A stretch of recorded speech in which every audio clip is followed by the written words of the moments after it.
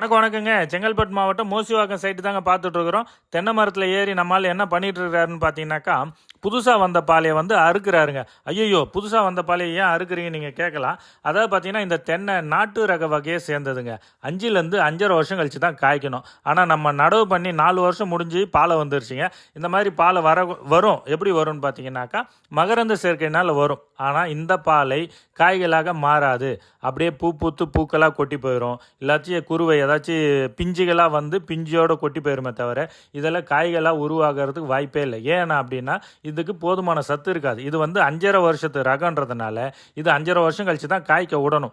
4 வருஷத்துலேயே காய்க்கும் போது அதுக்கு போதுமான சத்து இல்லாததுனால அந்த பூ பிஞ்சு எல்லாம் கொட்டிக்கிட்டே இருக்கும். அந்த கொட்டுறது பார்த்தீங்கன்னாக்கா அது வாழ்நாள் ஃபுல்லாக அந்த மரம் கொட்டிக்கிட்டே தான் இருக்கும். நிறைய பேர் கூட சொல்லுவாங்க, எங்கள் தென்னை மரத்தில் பார்த்தீங்கன்னா எல்லாம் கொட்டிக்கிட்டே இருக்குது, காயா நிற்கலன்னுவாங்க.